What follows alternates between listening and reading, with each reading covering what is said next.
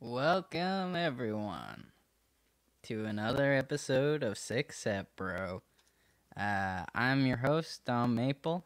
This is a music and entertainment podcast, and I'm joined, as I'm joined every single darn week, by my brother. Except last week. If you were listening last week, I was not joined by this man. He's the one, the only, the sensational Money Mike. I have no cash register sign today. Oh, no Usually signboard. at cha-ching. There you go. And I'm also joined by the Enigma himself, Edward Nigma, Andrew Nigma, Andrew Fernandez.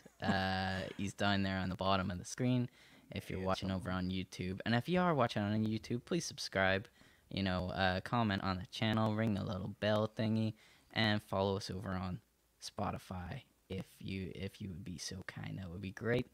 Yeah, folks, anyone that's been watching the show for a while probably knows that my background's a little different. Usually I'm out in the log cabin where I record this podcast, but today I am inside. A lot of reasons for that, a lot of technical difficulty issues, as we always have. But the main issue with me not being in my home studio, which is a separate building out in the back garden of my house, is that I don't have a soundboard. And usually I play like a bunch of funny noises, and everybody finds it kind of funny. It's kind of a big loss. But I figured what we could do is instead of having the soundboard, because I don't have that technology here, I am surrounded by a lot of my son's toys. So I thought like maybe I could use those instead, maybe as little soundboards or something. So I just kind of picked up the stuff that I could find. Let's see, like we can maybe use this from time to time. Nope, apparently that one doesn't work. So it's just batteries. buttons. There you go. Oh, that didn't work already. Oh, I've got this though. Oh, that'll be good. Oh, that's like that's like a positive noise. Oh, that will be That's like good. if you're asking questions, that sounds like quiz show material right there. That is. It also has a bunch of like clearly ripped off Nintendo noises. Like I don't think they're allowed to have that on this. It's not a Nintendo product. Yeah, maybe don't hit that one. We'll probably get a copyright strike or something. I know, it's just like Probably. immediately the video is taken down for that Super Mario noise. Picking up a mushroom. Oh, I know.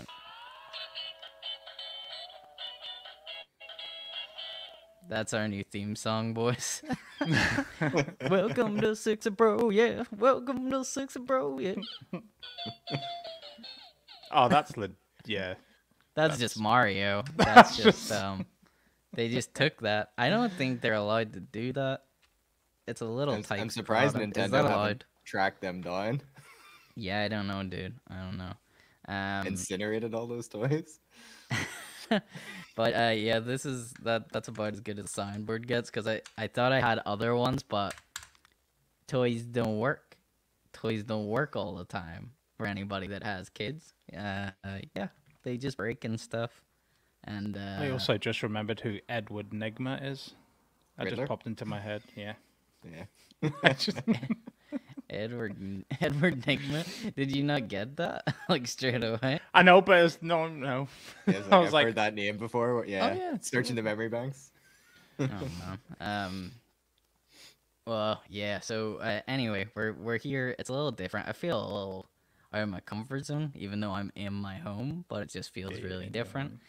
But if you're listening in your car or in your headphones, then it probably is exactly the same to you, and you don't really care. So the yeah, video version, you've got like a little late night kind of atmosphere going on with the candles in the corner and stuff. Yeah, that's true. That's just kind of the way my home is, I guess. It's always it's always chilled out in my house. It's gotta be. I might fall asleep tonight. Usually I'm freezing my ass off in the cabin because there's like no heat out there. I'm really cozy, and there's like just like beers over there, and you know, something happened to me the other day, uh, which is just it's making me worse because I'm on some pretty strong pain medications at the minute. Because I was out in my garden, and my dog just cleaned me off my feet. She got pretty excited. My neighbor's dog was out, and she was like zooming up and down the back garden, and I stupidly tried to stand in front of her to stop her, and like full on 2 feet left the earth, and I went up in the Is air, it you went being down. framed moment? Man, yeah, either that or death. The last footage of me. It could have been. Your It life could have went flashed one. before your eyes. Could have went one way or the other, to be fair. But yeah, so I'm like feeling pretty drowsy as well. So I'm gonna be a bunch of fun tonight. Oh wait, I took some pills before the show. wait until those beers mix in with the pills, and you will be you'll be a shit ton of fun. Yeah. Well, it's kind of a mistake. Probably shouldn't. Never really thought about taking the pills and the beer at the same time until just now. That was a mistake. Ugh. Things Oh, are gonna well. get interesting around the 30-minute mark. You see, whenever I start rambling, you'll be like, you'll know why now. You'll know why. So anyway, I suppose we gotta start off with the biggest thing in music news that happened recently, which is the Grammys. Uh, I didn't watch the full Grammys. I don't really care about them. I think that was clear from like, I mean, if you go back like quite a few episodes towards the start of this podcast, we have an episode just called "Fuck the Grammys." So, uh, I think that might have been the same episode where I was really sick. Do you remember that? The infamous Stuart was sick episode. That was pretty bad. But I think I was in no mood to talk about the Grammys because I don't like it anyway. So yeah, we were sort of looking at like the people that won there. I know Mike's pulled up like a list of the winners, but I don't. You know, it's bad at this point. It's like who even cares? I think everyone just got fed up after the whole thing with the Weekend last year. You know, he didn't win whenever he definitely should have won something. But how do you feel about that, Andy? You're a big Weekend fan. I heard apparently you can have two choices. You can either perform at the Super Bowl or win a Grammy. And that's it. He chose to perform at the Super Bowl. That's a Fair. that's a music industry secret, is it? Yeah. It's like, Uh, what do you want? Do you want this or do you want that? Oh, Yeah, I seen a no, thing there. He's saying that he's just like gonna boycott them all together or something. There was announcement in with whenever I was looking up Grammy news there and stuff. He's like releasing like a special edition version of House of Balloons that has like some original samples that were on it that never made it originally. I think it was like a rights thing or something. He had Oh, like a yes. sample from Aaliyah and Cocteau Twins and Susie and the Banshees and stuff. So like it as soon as you start Googling Grammy news, you still see the Weekend anyways, even though he didn't win Yeah. anything. So I think that was maybe Yeah. a smart move by his PR. But yeah, I think he was sort of saying there that he'll be boycotting it going forward. He won't even be submitting his any albums to be Yeah. considered anymore. It's fair enough, man. Because I mean, I honestly think Drake said it best. I think was it last year? Was it last year or the year before he won for God's Plan? Yeah, but the music industry loves fucking Drake, so he can say whatever he wants. Well, don't forget they cut him off. They conveniently went to an ad break very quickly before he even finished talking. But he essentially tried to say like it's really not about this. It's like if you have people in your hometown that like listen to your music and are buying your stuff and are fans, it's like you don't need this. which is easy for him to say because he was holding a Grammy at the time. Exactly. I don't know, dude. I just He think holds he's- a Grammy. He eats spaghetti from a fucking 1 million streams. It's just, I get it, dude. You're great. He's Drake. He's the Drake. But why is he allowed to showboat like that when somebody else does it? It's like, you need to relax. Dude, because he's a nice guy. It's, if he wasn't a nice guy, if you're gonna be an ass about it, something about Drake, you can get away with it because he's like, he's nice, he's cool. We all like him. But yeah, so I mean, a rundown maybe some of the more important Grammy award winners. Music subjective. Important to one might not be important to the other. Well, I was gonna say, like, I think we can all scrolled down a agree. way. Yeah. I think we can all agree that the most important one is clearly, winner of contemporary Christian album. Oh rap yeah, album. by far. Yeah. That Which was the one apparently that I was is a- looking out for. Apparently, that's an award at the Grammys that I never knew existed till Kanye West won it this year. Yeah, it wasn't a category that was specifically made just so Kanye West could win it. Am I the only one that still hasn't heard? Have you heard it, Mike? That Jesus is King. I think I did hear it as soon as it came out. But I put it on once and I thought, oh yeah, that's okay. That's interesting. And It's that was not about... bad. It's not Yeah. bad. It's something that I didn't keep going back to. I'm pretty sure I did hear it at the time, but like it would probably seem new to me if I stuck it on again because I didn't listen to it that much.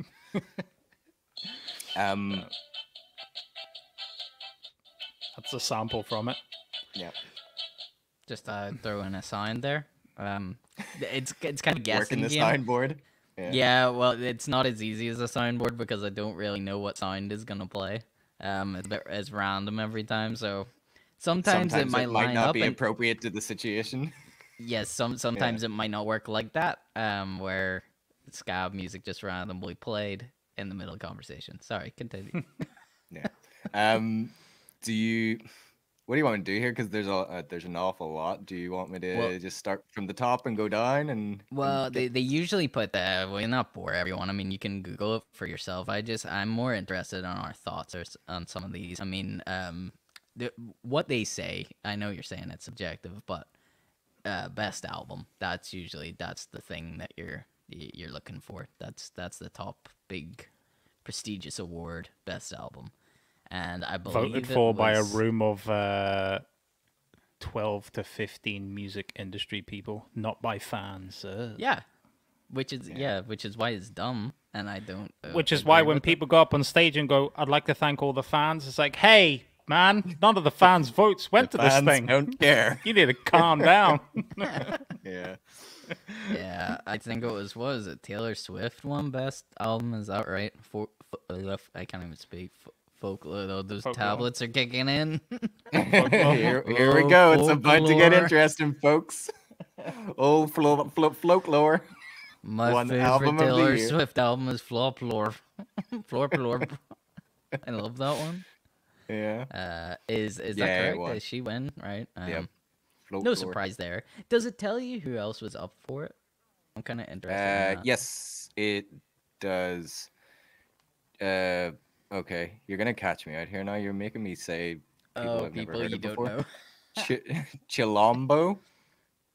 I don't don't know know if who that's that the is act either. or the album name. Oh, that's Jhené Aiko's album. Oh, yep, you're right there. Yep. she's Black good. Pumas was up as well. Everyday Life, Coldplay. That's what Andy was saying, and I didn't realize either. Didn't even know Coldplay had put out Coldplay done a something project. recently. Yeah, they did. That was that one where I listened to a little bit of it, and I was kind of like, it was better than some like the Coldplay stuff I'd heard in a while. It's still not like I'm it's never. not I'm back probably to what never gonna made listen them- to it again. Yeah. I'll be honest. Like, Jacob Collier, Haim, Dia Lupa, and Post Malone were the other ones that were up for it as all well. right, Post Malone is it an album? What when Hollywood's was his Bleeding? record out? Yeah, the Hollywood. That was Damn. last year. Was that last year or is that like Yeah. 2 years ago? Did we skip That a was year of the last Grammy? year. I don't. I'm lost, dude. I am last year. lost.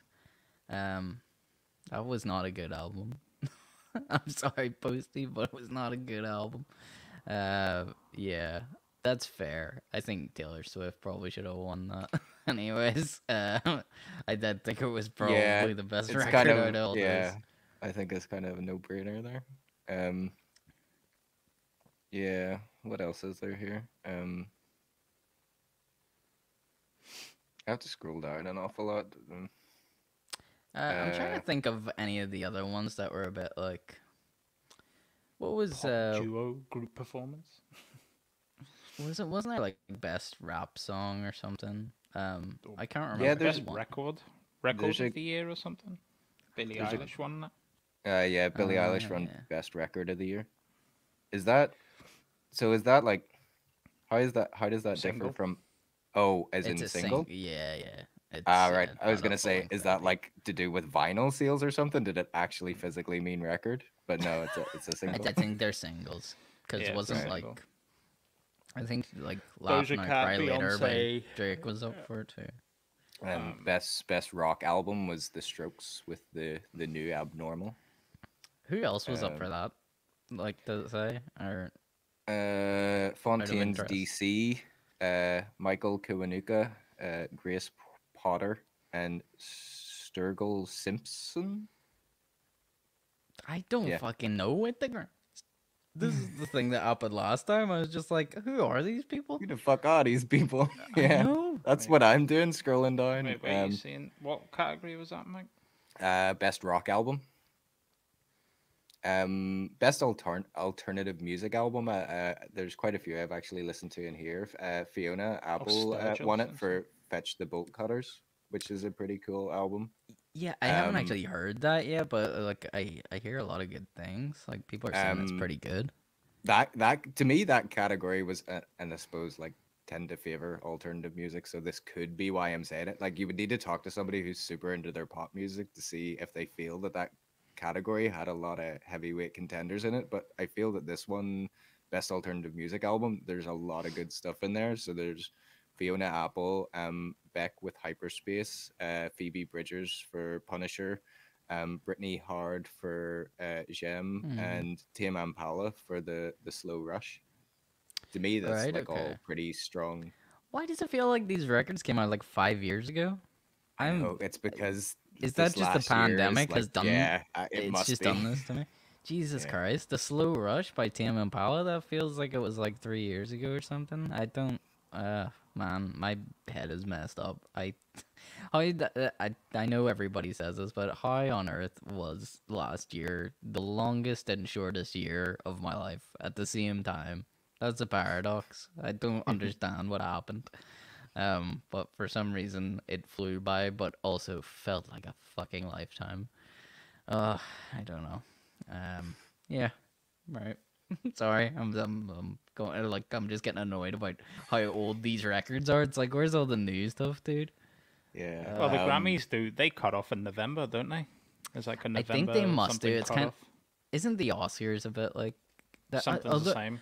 It's no, I could be wrong here. I think No, the Oscars are different. Oscars is weird because basically It could be stuff that's this not out yet, right? yeah, this Yeah. happens every year. It's like you see all these movies from like about January that are all being hyped for the Oscars. It's like it's this most amazing movie, and everybody's giving it these amazing reviews. Everybody's giving it these amazing reviews because it's like debuted at like Cannes Film Festival or something in September or October, and Mm. they basically tour all these different film festivals in different countries, and there's like loads of reviews out, which still stupid me tricks me every year into thinking that the movie's already out because there's like loads of reviews up, and Yeah, then you I get can't that. see it anywhere. I get that. Yeah. So I That think it was must be something similar. it actually happened to me last year, and it wasn't even like I didn't know this movie was gonna be like an Oscar contender or anything, but I seen like a trailer like months ago for Nomadland. Um, Yep. Yeah, and I that's one that really, I keep checking to see when it's out yeah, because I keep like forgetting. Yeah. I love the look of it, and I was just like, I love the cinematography in it. It just looks, the setting looks beautiful, like throughout the movie, and I love the, I forget what that actress is called. She's the, Frances McDormand. yeah, the She's lady great. from She's great in Fargo. everything. Yeah. Yeah. Yeah, yeah. So, I remember seeing a trailer for that, and I was like, "Oh, dude, this looks awesome." And then I forgot about it, and then it was like, it's being, nominated for an Oscar, and I was like, "Oh, it must be really good then. That's cool." I just thought, yeah, it looked good from the trailer, and then I'm Yeah. like, "Where Can't can watch I it though. watch this?" Nowhere, apparently. Yeah. I think it's going to Hulu as well, just to make things worse. Who the fuck watches Hulu?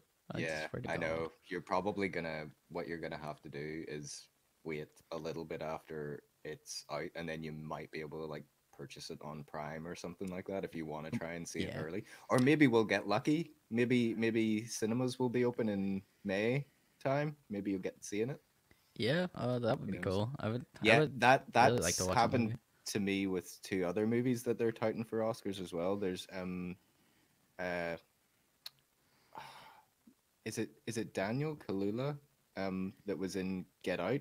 He's going to be in a movie called Ah, Judas and the Black Messiah. Judas and the Black Messiah. It's nominated, I think, for Oscars as well, and I The keep thinking soundtrack's really it's good too. already out because I keep seeing stuff about it. And there's also I think it's like an Asian movie called Minari or something like that. Has Stephen Yeun from Walking Dead in it too. Yeah, Yeah. yeah, And I keep yeah. going to check to see if it's out.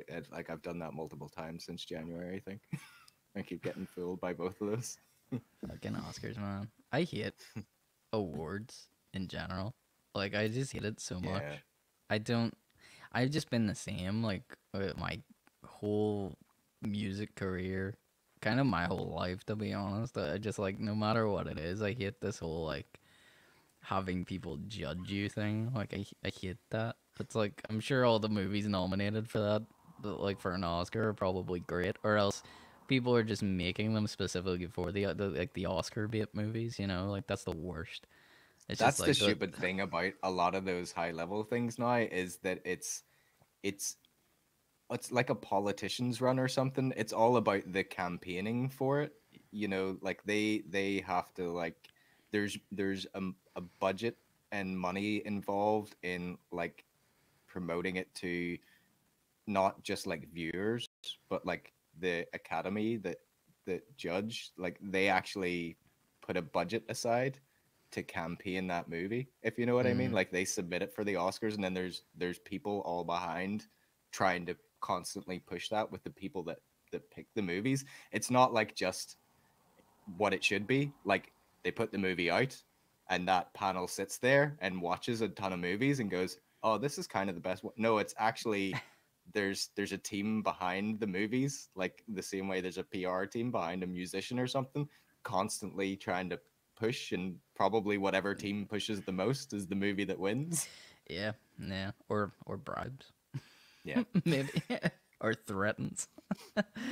Because you know what I hate as well, and at risk of like, even whenever it is in my mind, is like, Stuart, say this the right way so it doesn't sound bad. Because I want anyone to take it the wrong way, but it's also bad for, like you said, like a political friggin' campaign is dependent on like what is Whatever's happening. relevant or a Yeah, hot topic what at the time. in the Yeah. zeitgeist, it's Yeah. like the academy then has to lean in towards it, which is like, it's good and it's bad, but there's no point in giving someone a token win because of their ethnicity or their gender, just because that feels like what we have to do. I wish people could just see it I all the like to same. think that It would be things great. are.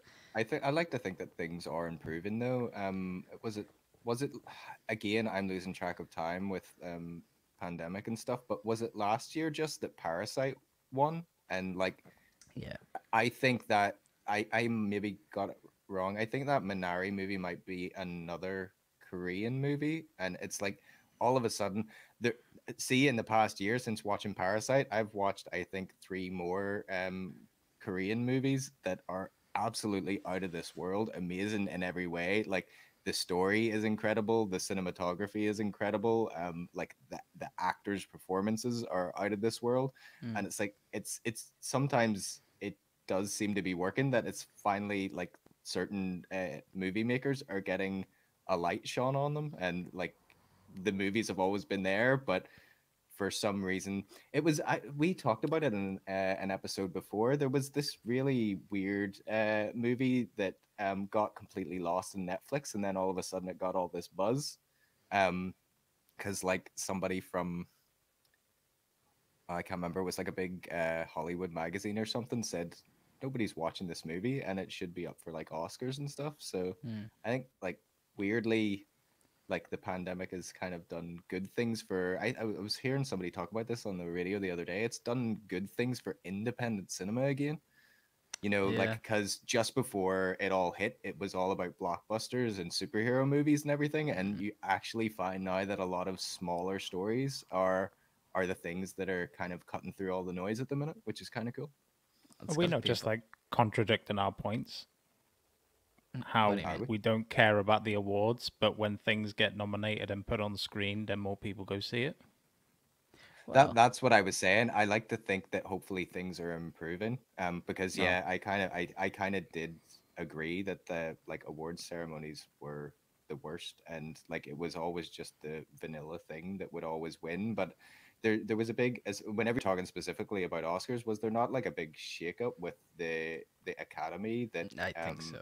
that actually like sits down, and so I think there's like more equality and stuff there across the board, and there's more Yeah. people that sit on it like from different backgrounds and all. So hopefully like that is actually changing things. It does seem to be that there's different movies from like around the world that are actually in the running now and like actually well deserved, not just there as like a token thing, hopefully. Yeah, So yeah, yeah. No, I mean, hopefully, man. Hopefully, long may it but continue. the Grammys, I don't know. I know, but this is my thing, and like Andy, see exactly what you said there. That's always my beef with it, though. Is like it's annoying because it has so much weight in like popular culture and society. Is like, you win a Grammy and then all of a sudden you can slap that on the front of your record, or people want you on their show. Then it's like it does a lot of things for you, so it's great whenever you win it. It's just I just don't like it. I don't like the way it's decided. It's so subjective. I mean, there's just no way. Like, if you think of like two of the greatest movies of all time, imagine they were both in the running for like an Oscar or something. It's like, well, they're two different movies, man. It's like there's not one that's Yeah. better than the other. How can It's you like judge them on equal footing, sort of thing? Yeah. Well, didn't that's just always my problem. I'm trying to think of the actor. There was somebody that won an Oscar for like an animated thing, but he had previously done like some unbelievable acting and he didn't win for that. He won for the animation, and it's like, well, is Yeah, this what it Right. took? I know, Yeah. man. That's like loads of things. Like, if you think of the like DiCaprio movies that were nominated, like for him being Best Actor, and then he won it for The Revenant, and The Revenant just felt like Oscar bait. Like it was. I liked the movie, like I did, but I don't think it was Yeah, like but his like best his other performance. movies had Nah, probably, there's yeah, no chance. But it was a Academy movie, so of course he gets it for that. And then like people pushed for things like superhero movies to be involved in those, and then all of a sudden like I can't even remember if it was like Infinity War or something, one for costume design or something stupid. And it's yeah, like just a way to like, oh, we also, we care about things that are popular. It's like costume design. Let's throw that one to Marvel. But I think if something, Let's give them out one, boys. I think yeah. if It's something is that big, it's like if you're trying to go for fan votes or some open-ended votes, well, like if Avengers would probably have won everything that year or whatever, or like say they done a Yeah, TV vote or something. It's like, oh, I don't know, on the Vision or something. So yeah. it's yeah, like, yeah. But like this is the thing though.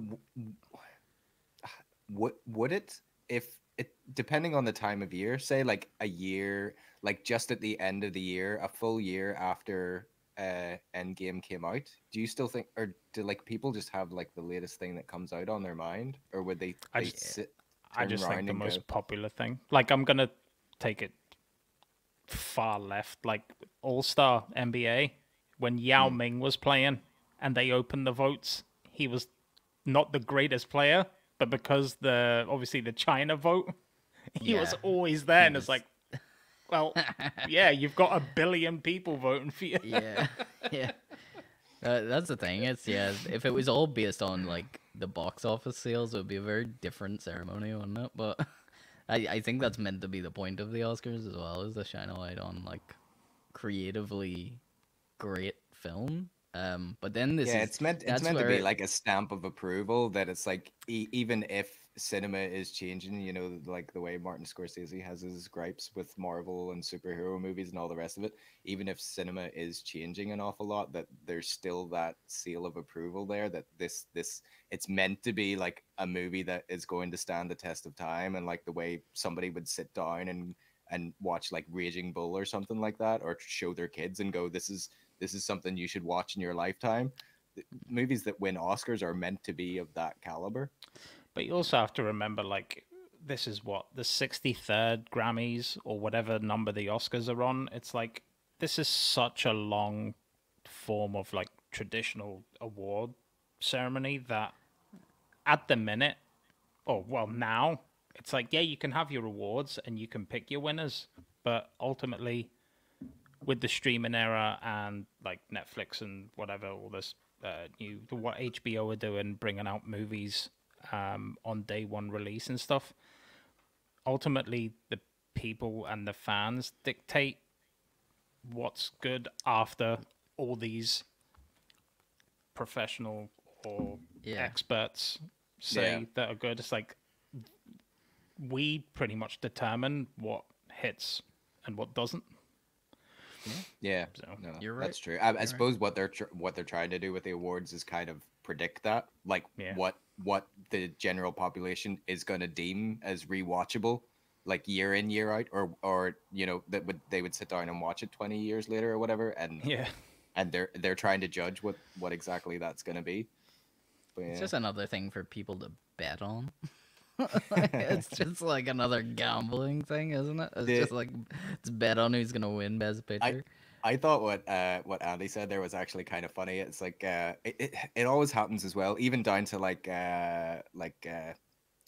local music stuff that you can vote on and stuff if there's awards up and everything. I'm not even talking NI Music Prize. I was actually thinking there was something that was like it was an award show down south or something, and they gave you like multiple choice for like best album of the year and everything else. But what I thought was funny was like the way Andy was saying, let the public decide, because it is like like with the Grammys and stuff, it's like it's a panel. They're thanking the fans, and the fans aren't actually voting. I feel like there's so much music and content out there now. If you didn't like have a short list, it's like I feel like there would be so much like everything would be on an even footing there, because everybody's tastes. I feel like you Yeah. know, say 30 years ago or something, everybody was into like maybe sort of the 10 biggest acts or whatever of the time, and it's like now, as there's so much more content, it's like I feel like everybody is so split. Even between us three, we listen to so much different stuff at the minute. It's like I feel like if you tried to make a list of like top album of the year, it would be so wildly different. I honestly don't think like if it was Yeah, just like a free for all, just the population votes. It's yeah, like that would be amazing 50 if votes like here for this, yeah, 25 votes here for that, because there's so Yeah. much different stuff. yeah, that would be amazing. Everyone in the world gets one thing they can send in for the Grammy nomination. It's like what did you think the best record of the year was? It's like, do I get five to pick from? Not just in general. The amount of stupid answers you would get as well. Yeah. People picking Yeah, albums so from like like even like what if you get like a category like this and it's nominated, there's eight there's 8 albums here, and out of 8 I've listened to 2. So I'm gonna vote for one of them too. yeah, that's Yeah. that's that was my issue as well. It's just like there's a lot of it I didn't hear, and then it makes you feel dumb, like, oh, I'm out of touch, and I was like, I don't really think that's the case Yeah, personally, because I listened because to a that's the lot thing. of eclectic music, and there was a lot of stuff I hadn't heard. There's a lot of it I had heard as well, but I was just like, how are these guys getting in? Like, I don't. I think there was more popular and, you know, better music released in the last year that hasn't been accounted for here, but sure. That's What's award new? shows for you. That's award shows, dude. But you know, like I don't know if any of you guys have watched the performances. That's always a fun one. There was some good performances, and there was one in particular that just had me like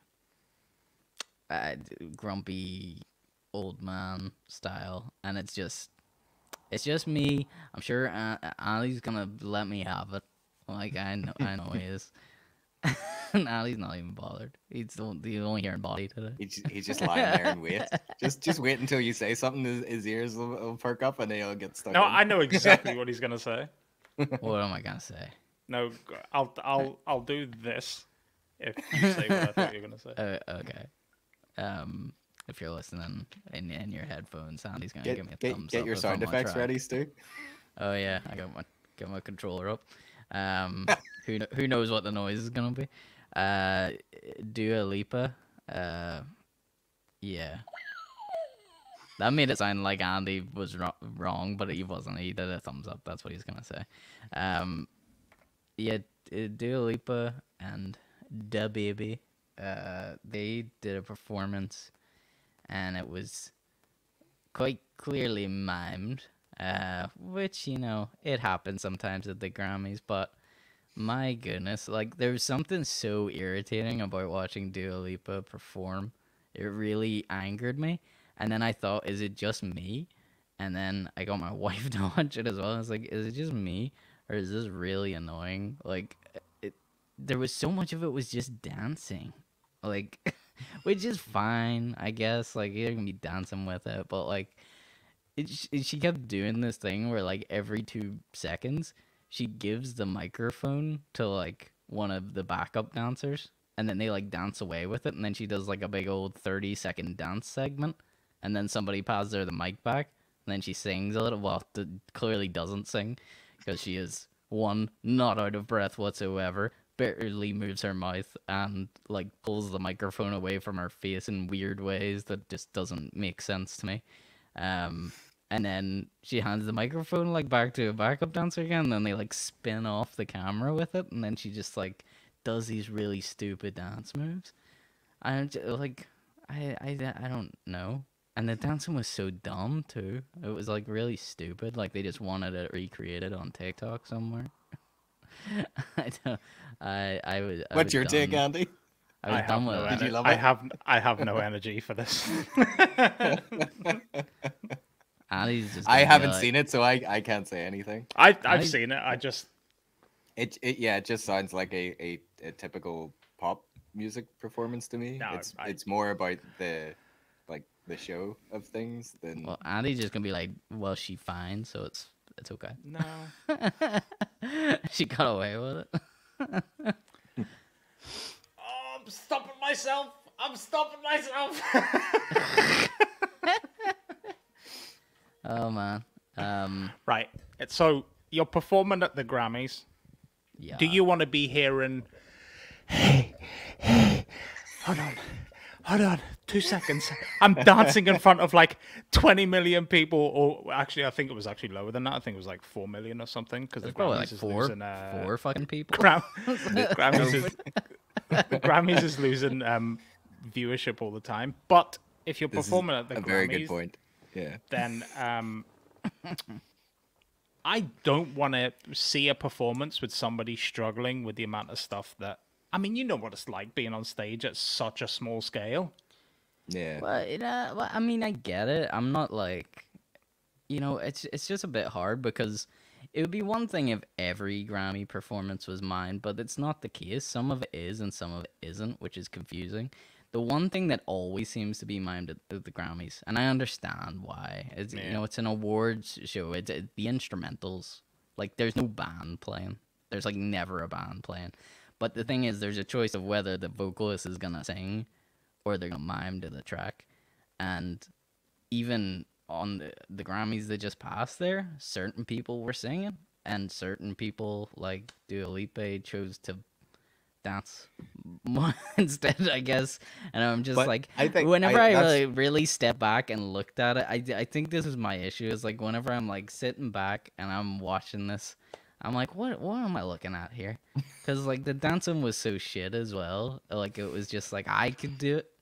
I could do the dance. That's how, like, I feel like it was intentionally designed for TikTok. you're Like, killing let's him. make a You're really killing him. shitty dancer. So it was just like, okay, she's not singing, and she's not even dancing very well. What is she doing here? Just like, I yeah, think that just is being Dua a Lipa. genre thing though, because like whenever it comes down to like any pop music, it is gonna be about the whole thing, like the choreography, the dance thing, and all as well. And it is I mean, look at it BTS. is a They good. It is climbed a building. Yeah, on the but they're- Grammys. Yeah, they like went No, up. unrelated. Just in general. Did they Should not we be like should we be concerned? on that song Dynamite? They like went up to the roof of the whatever tall building that was in LA, but Yeah. Here, you know what else? And I've sort of made an observation with the although Grammys. 2 seconds, you know what's going to happen? That's See, when okay. your son gets older and he sees Yeah. the pretty colors on TV, guess who's going to be dancing to that? Me. With him. See? like that. Yeah. I'd be dancing to that shit. That was a Dua Lipa song. How did they get that on there? Yeah, well, I made an observation about the Grammys, which I feel like once I point it out, it might actually irritate you a little bit. I don't know, maybe it's just me. But why is everybody performing on top of cars? Like all the time. Like constantly. All the time. There's always like, it's like they think it's a big statement. Now it's like, yeah, there's been performance on top of a police car. Like I remember Kendrick Lamar did that. But everybody's performing on top of a car now. I don't get it. Billy Irish. Billy Irish. Billy Irish. Happy St. St. Paddy's Patrick's Day. Day, everyone. Billy Irish. Who hasn't? Why have we not had that parody yet? Billy Irish. That's true, Probably. actually. Yeah, somebody's missing a trick somewhere. I'm a bad bloke. Duh. I hate that song. Yeah, she performed on top of a car. Kendrick Lamar on top of a car. Oh, that's a fucking rhyme. That is. I need a pen. I'm gonna put that down in one of my new songs. Kendrick Lamar on top of a car. That's something.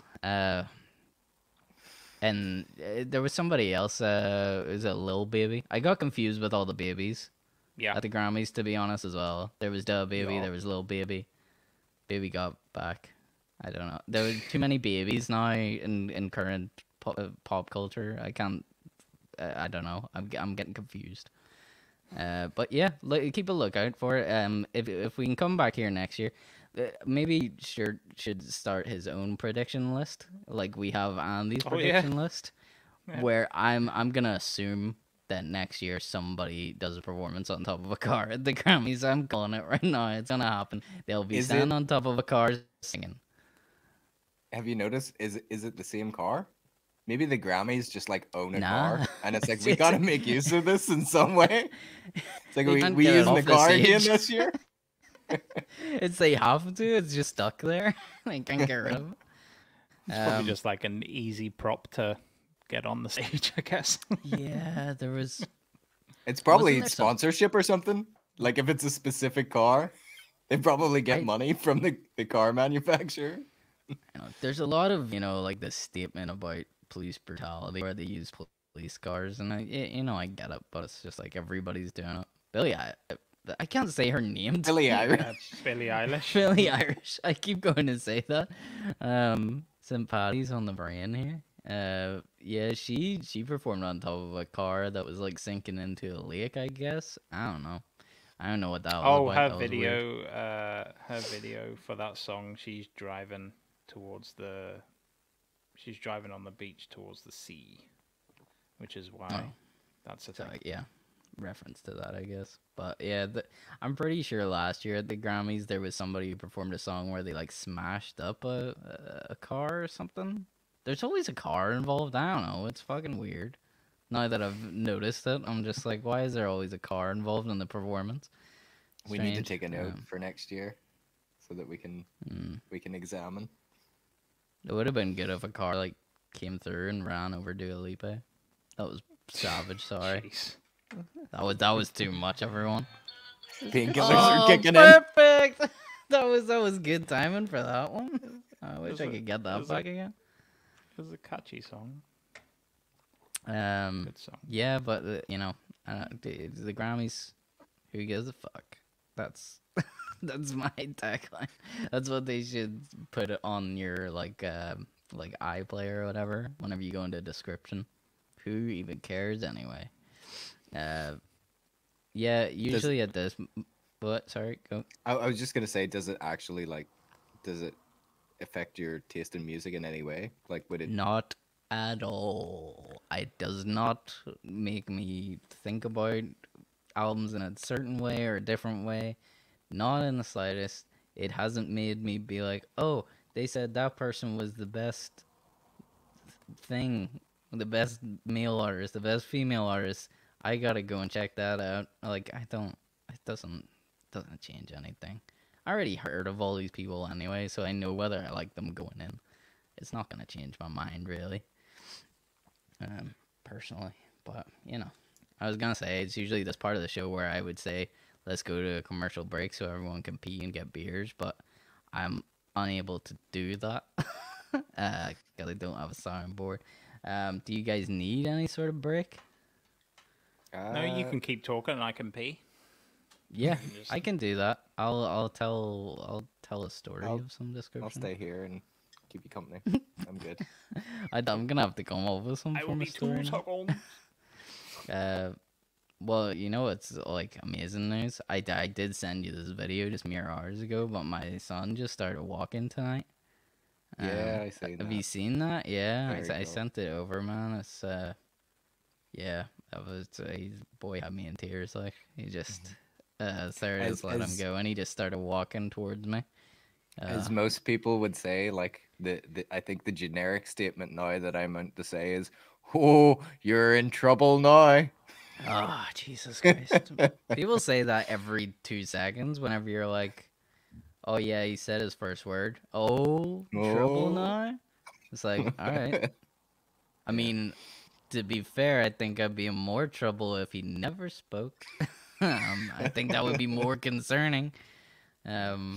Same for if he was, like, never walking. Like, I want him to walk. I do. I want him to walk and run and cause mischief. Which he already does anyway, somehow.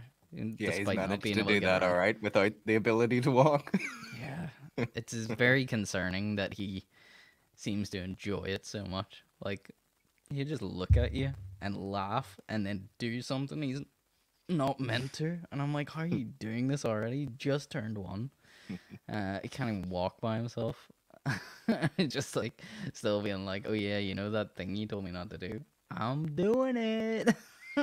It's like, oh, this is gonna be fun when he gets older.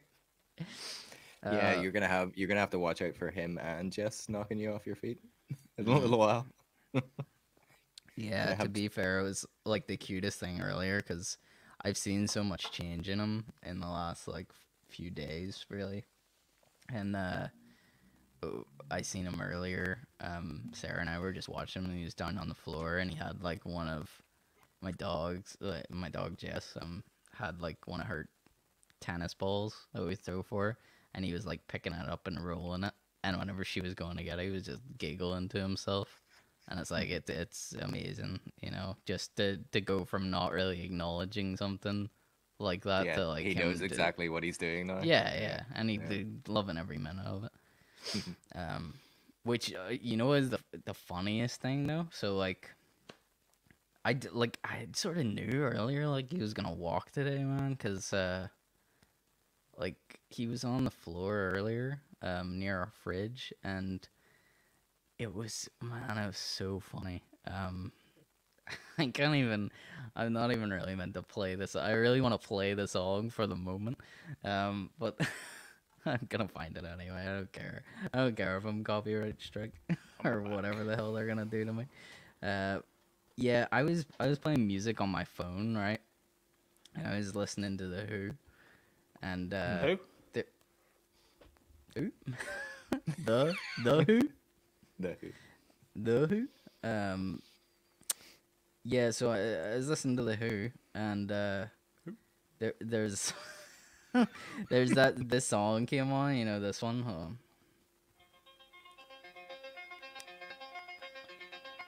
You know the song, right? Yeah. Yeah, yeah, yeah.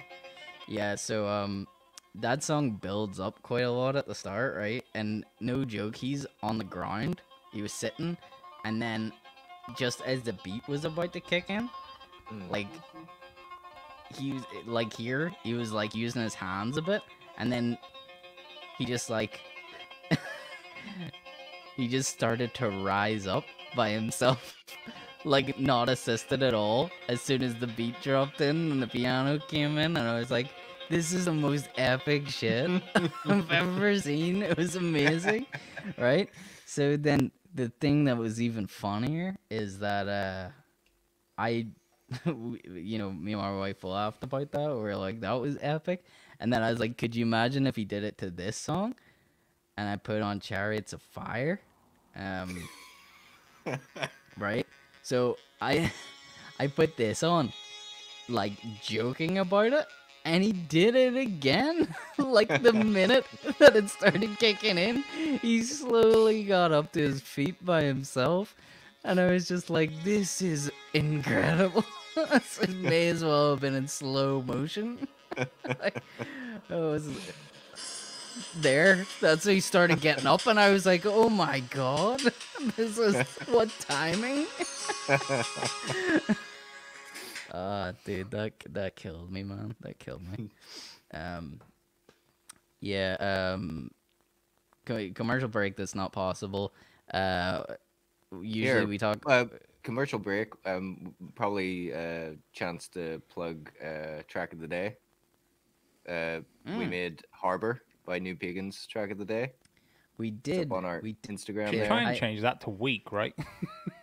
Yeah. We ain't Well- a daily show. Well, the thing is, that yeah, I intended I done track of the days so that we could, if we wanted to do two in a week, we can do two in a week. So at the minute I'm putting one up before the podcast, but say if we want to do one on Thursday or Friday, the template is there to fire one up. I would like to get as much people's music onto the Instagram account as possible, so that's kind of why I done track of the day instead of week. But yeah, it's all good music, and hopefully we'll find the time to stick more than one up a week. But yeah, New Well, Pagans, we've been talking about them for ages, and yeah. it's an incredible track. Yeah, and it was nice, you know. They commented back. I said, I like. God forbid you win an award. Nobody will care. Please don't tune into just this bit. You need the context of the early part of the show. Damn. Oh man. Try not to get a Grammy, guys. He don't want that. But also We'll strive always- to get one. Yeah, but also don't think that it matters. But also eat spaghetti from it Yeah. at the same time. Yeah, I mean, New Pagans, man. I've been singing their praises for a long time, and Harbor is just. Yeah, I wrote a comment on the track of the day on the Insta, and just sort of said like what a. I don't know. I felt very emotionally attached to that song because you know it was about. I don't know. It was like I've never really heard anything like this before. Like there might be something like this out there somewhere, but it's clearly like a song about the lead singer's pregnancy. Yeah. You know Yeah. what she went through during pregnancy in an alternative like post rock song. It's like I've not really heard that before, to be honest. Yeah. I'm sure there's something out there, but it's like it was really cool, and you know I let my wife hear it because like obviously we're just celebrating our son's first birthday, and I was like, I think Sarah could like really. I think she would listen to this and find some sort of like connection to it as well. You know. Yeah, it's Um. so interesting because it's one of those songs that's just so catchy from the offset that you just listen to it and you enjoy it, and you don't really, on first listen, you probably don't really think what it's about. But then, like as you say, like as you're examining the lyrics, you realize that's what it's all about and stuff. It's very Yeah, very and cool. it's beautiful. I mean, it's such beautiful lyrics in the chorus. Like just it's just you and me now. Like you'll bear my name. Carry all my love. It's a beautiful sentiment, and yeah, really. I don't know. Really stayed with me after the first listen, and I've been playing it a lot. So that's our track of the day. The video We is didn't say also which very day. cool too. I was reading a Oh, little bit about I the watched it. yeah the guys that shot the video were saying that at the very end there's like, do you know, there's like that altar bit that's in the video, Hmm. and at the very end it's like a mirrored image. It's the lead singer on both sides. Yes. Yep. Apparently they're big fans of Twin Peaks, and it was I like knew their you were gonna say that. I was about to say this was clearly Twin Peaks inspired. I felt Glastonbury it was. Grove sort of thing. That was like meant to Yes. be like her entering the Yep. lodge sort of I idea. I 100% felt there was a Lynchian inspiration behind that video without even looking it up. I There's felt just it so was many there. things that get me about that band. It's like, yep, I'm in with everything. I'm in. Take my money. Sold. Take my heart. You got me. You got me. But yeah, new pagans. Track of the day over at your spaceship. Definitely go and check it out. And it's another good opportunity to plug the playlist that we run. The whole reason for this playlist is we like to promote the music that we talk about on this podcast every single week. So once a month we tend to update the playlist, which is called Distant Sound Waves. You can find it on Spotify. Search for Distant Sound Waves. If you look on the Your Spaceship story on Instagram as well, you'll be able to find a link to it. But it has all the songs that we have been talking about over the last month, and New Pagans is obviously on there with Harbor. There's a bunch of ours, ones that stand out straight away. Moon Landing, with their first single. The room is spinning. Sorry, I'm sort of doing this off the top of my head in case I screw up anyone's song Oh, I thought the titles. freaking meds kicked in properly. Oh right. That was ages ago, man. That was absolutely ages ago. The room The is room is spinning, guys. Help! Stuart just like halfway through a sentence. The room is spinning. Oh, Passes out. Yeah, the moon landing. That song is beautiful, man. I've been listening to that a lot, and I know I It's said very this cool. whenever we first started talking about it, Mike, but really reminds me of Guided, Yeah. which is a band that probably nobody else gets here other than Mike and I. But If yeah, there's they're any, they. I mean, there's still bound to be like people. I think Third Bar, or was it Third Bar Records? You Where were said they Small Town signed? America. Small Town America. Sorry, yeah. There's Yeah, bound to be somebody out there that still knows of Guided. it's Like just the they ri- got the they got riff far kind enough of. to have a vinyl. Yeah, You know what yeah, I yeah. mean? Well, So, that's but yeah, the guitar riff just reminds me of Pistols Drawn for Heartbreak at Dawn. It sort of had that that was an same tone to it. incredible song. Yeah. That's a beautiful song. But yeah, I've been playing that a lot too, and yeah, we threw a bunch of stuff on there. Obviously some of the new Drake, because me and Andy went deep on it last week whenever you weren't here, Mike. We went deep into Scary Hours too, so we had to throw on one of the tracks from that. Um, and yeah, dude, just check it out, Distant Sound Waves. Go and listen to those What songs. It's I'll a very actually good do playlist. too, if people are, I don't know where people are getting most of their Your Spaceship content from. If anybody wants to like comment or anything and let us know that, that would be helpful to us. But what I'll do is I'll change the link on the Instagram profile and I'll link it to the Distant Sound Waves playlist for the next couple of weeks or whatever, just in case like people are going through Instagram. I Yeah, know there's quite a few people on there, and we're trying to push the YouTube and stuff at the minute too. So Just Yeah, it's so hard. There's so many platforms. It's like we never know where to throw stuff. We just try and like throw it at every platform Yeah. at the same time. Hope it sticks. Tag a bunch of people in it, and hope that you find what you need to find. You know. Oh, we got big up New Pagans in the comments. Yes, big up New Pagans, of course. Yeah, 100%. Yeah. So. It feels weird. I feel like there should have been a commercial, but we've only been doing commercial breaks for like a couple of episodes, and now I feel lost without it. It usually segues perfectly into the big question, which I don't have a stinger for either. Right, we're gonna have to. Oh, We're so you know what? underprepared tonight. I also don't have your wording for it. Do you have it in front of you? It's okay. I can make it up. You know what it is. I always NFTs. make it up. What the hell's going on? Basically. I also have this thing that you bought me recently. How's so that I could going for use- you? You worked it out yet? Yeah. I know what's going on. Oh, this is a good one too. This is like the most epic version of Wheels on the Bus. So this is gonna be the theme song for. Are you The sure Big this isn't a Question. Dia Lupa song? It sounds like it. It really does sound like it. So this is the new singer for the Big Question because I don't have a soundboard.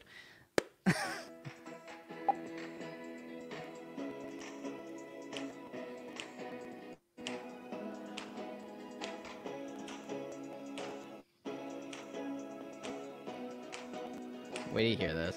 Wheels on the bus go round and round, round and round, round and round. The wheels on the bus go round and round. And the award for Best New Children's Song goes to Wheels on the Bus by Dia Lupa. Swish, swish, swish. I- Wipers on the bus. Swish, swish, swish. Are we gonna get a copyright strike for this? I don't know, dude. Dude, I don't know if anybody's gonna even see this episode, the amount of songs we played. No. The wheels on the bus go round and round. Like, Jesus Christ, dude. It doesn't. Like, way So to extra. oversing wheels on the bus. Wipers on the bus go swish, swish, swish. Swish, swish, swish. Swish, swish, swish. Like, dude, wheels on the bus. All right? There you go. Calm down. There's actually one that I wish I could remember. What song is it? Maybe like Five Little Ducks or something. But it sounds like a Marvin Gaye song the way they've done it. I was like, what are these? Like, what are these Yeah. songs that are on? Sarah this had box? one. Sarah had one on her story. It was like, I don't know if it was like "Ring Around the Rosies" or something, but it started with like an epic guitar solo. Yeah, I've heard that one. I was like, Jesus, this rips, man. It was like fucking Eddie Van Halen recorded this version apparently. Ring Around the Roses. Yeah, that's the new intro to the Big Question, Wheels on a Bus. Cause like the wheels on a bus, these questions swirl around our heads. Yeah, nice link. Nice.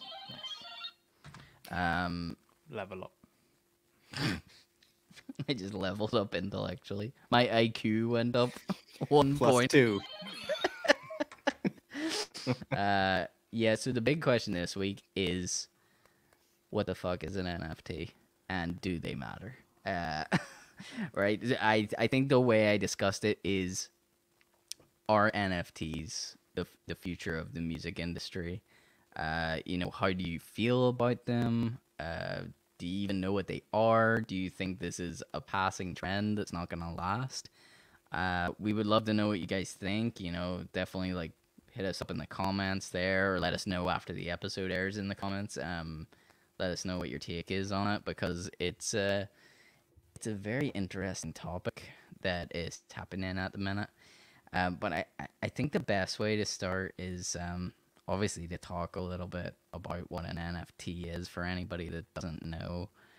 And I am fully aware I am not the right person to tell you. So probably go and look it up for yourself, because I'm gonna tell you based We're gonna on get how I we're gonna get the understand it. broad strokes basically, which Yeah, It's just It's a all type you of really need to know. cryptocurrency.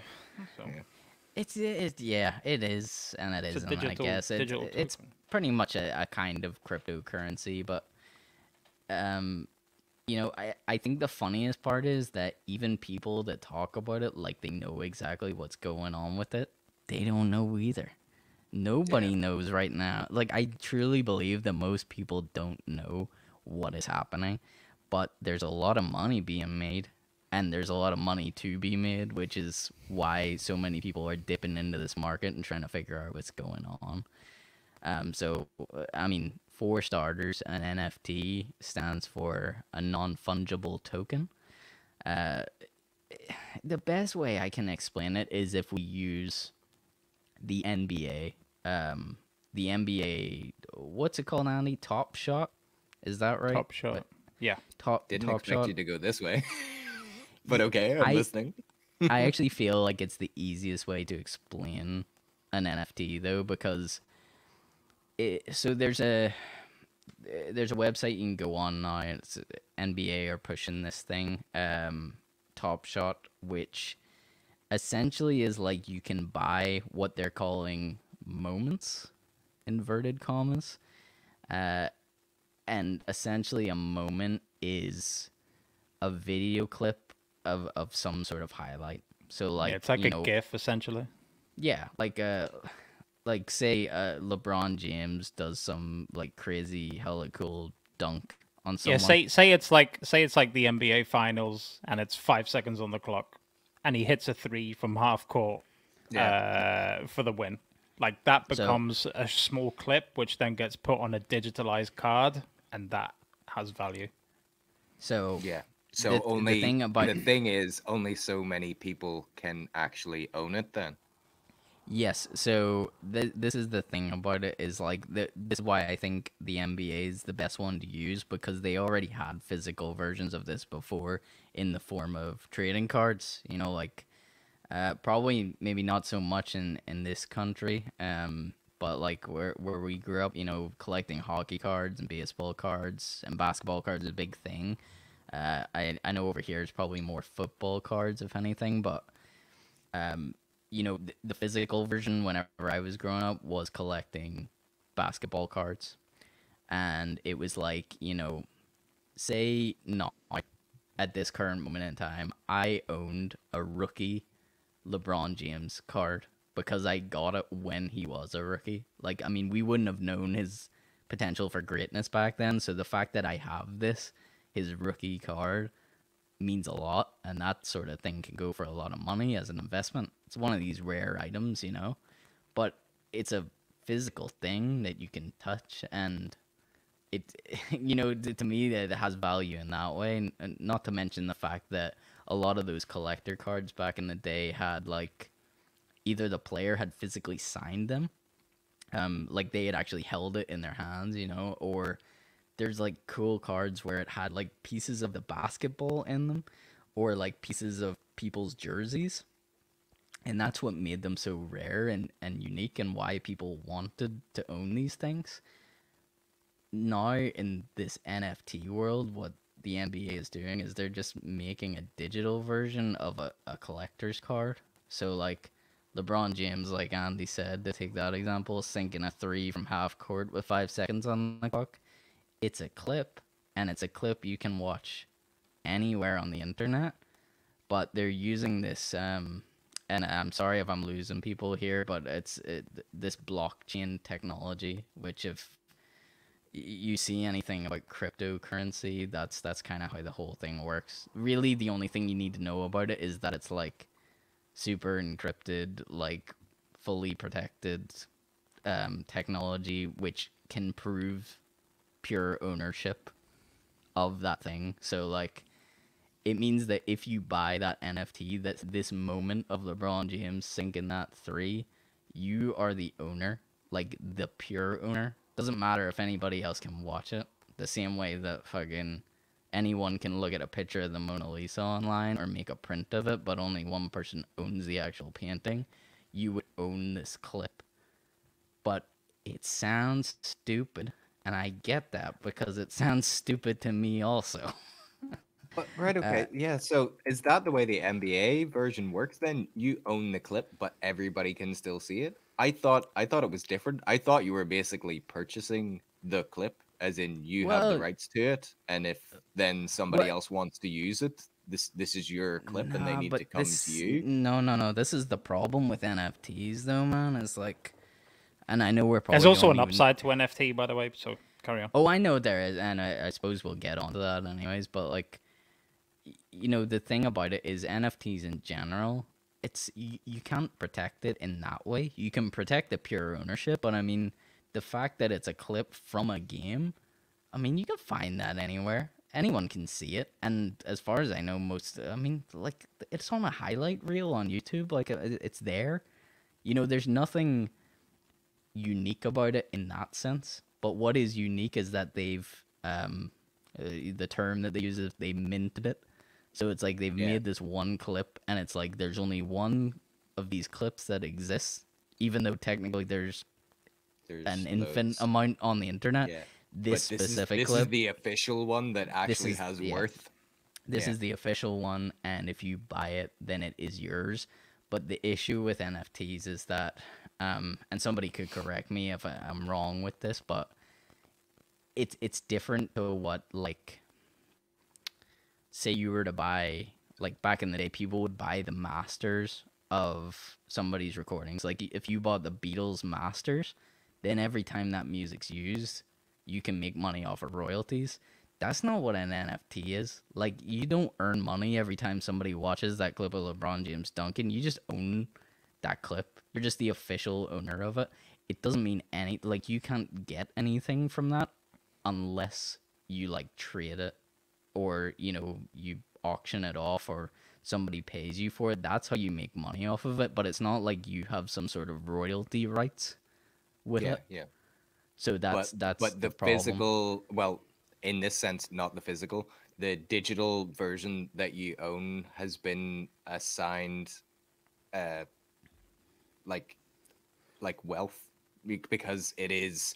In with NFTs, it might not just be one unique copy, but it could be like 30 or something that Yeah. have been, as you say, like minted with this thing, and then it has more value than the normal version that's put Yeah. out. This is why I find it so difficult, and I wanted to chat to you guys about it, and I know it would make up a big bulk of the episode, and there is a reason we're talking about this, which we'll get to, of how it affects the music industry, but it's important that people understand it, and it's so complicated to explain. Like, it's not an easy thing to get across to people. Like, the minute you start talking, people are just like, oh, I'm fucking lost. Like, this sounds dumb to me. And I get that, because that's how I feel about it too. Like, 99% of me is like, this is stupid. But there is hundreds of thousands and millions of dollars being made off this stuff, because it's not just technically, the simplest term to use is like a digital basketball trading card.